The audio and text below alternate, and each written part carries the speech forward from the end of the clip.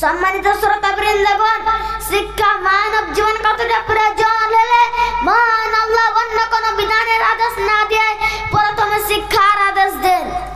বাস্তব জীবন যদি আমরা লক্ষ্য করি তাহলে আমাদের কাছে এটা স্পষ্ট যে যত শিক্ষিত তার মান মর্যাদা তত ঊর্ধ্বে। আমরা জানি আমাদের ভারতবর্ষে কেরালা বলে একটি রাজ্য রয়েছে যাদের শিক্ষার হার প্রায় 96%। আজ তারা ভারতবাসীর কাছে মাথার মুকুট রয়েছে। কিসের ভিত্তিতে? শিক্ষার ভিত্তিতে।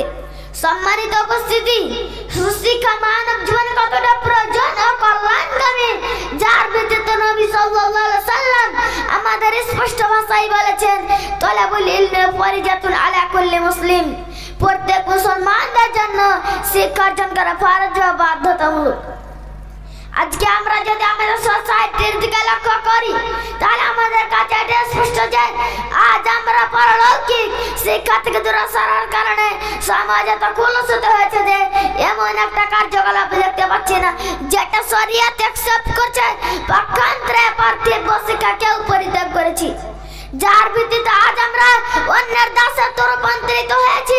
আমাদের শিক্ষার হার এত শোচনীয় অবস্থা হওয়া সত্ত্বেও আজ আমরা এ ব্যাপারে কোনোই পর্যবেক্ষণ করছি না।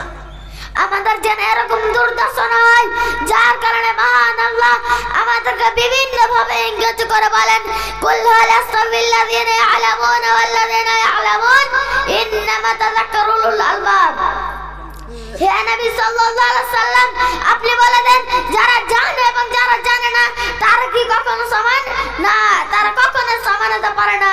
নিশ্চয় জ্ঞানীরাই উপদেশ গ্রহণ করে থাকে। তাই তো কবি বলেন, জ্ঞানী আর মূর্খ কবু একই সমান, যে বলে সমান সে বড় অজ্ঞান। তাই মহান আল্লাহ আরো বলেন, কুল হাল ইয়াস্তাবিল আ'মা ওয়াল বাসীর আফালা তাতাফাক্কারুন। সম্মানিত শ্রোতাবৃন্দগণ, শিক্ষা ইসলাম জানে যে শিক্ষা মানব জীবনে কতটা প্রয়োজন।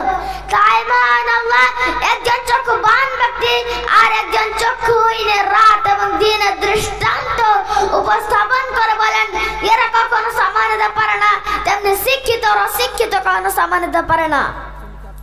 তাই তো মহানবী সাল্লাল্লাহু আলাইহি ওয়াসাল্লাম শিক্ষার ব্যাপারে তার জাতিকে উদ্বুদ্ধ করেছেন। আন আবি দারদা রাদিয়াল্লাহু আনহু قال سمعت رسول الله صلى الله عليه وسلم يقول لا يستكبر عن العالم من في السماوات ومن في الارض حتى الحيتان في البحر। হযরত আবু দারদা রাদিয়াল্লাহু বলেন, রাসূলুল্লাহ সাল্লাল্লাহু আলাইহি ওয়াসাল্লাম আমি বলতে শুনেছি, নিশ্চয় আলেমদের জন্য আকাশ ও পৃথিবীতে যা কিছু আছে সব কিছু ইস্তেগফার করেন, এমনকি সমুদ্রের মাঝ পর্যন্ত। সম্মানিত উপস্থিতি, আলোচিত বক্তব্য থেকে আপনাদের কেবল আশ্বস্ত করছি যে আমরা যেন প্রত্যেককে শিক্ষার ব্যাপারে সচেতন হই। আর যারা সমাজের ভারপ্রাপ্ত ব্যক্তিবর্গগণ আছেন তারা যেন সমাজকে শিক্ষা শিক্ষিত করে তোলেন এবং সমাজকে শিক্ষা শিক্ষিত করে তোলেন। আমিন। আসসালামু আলাইকুম ওয়া রাহমাতুল্লাহি ওয়া বারাকাতুহু। মাশাআল্লাহ, দেখলেন এইসব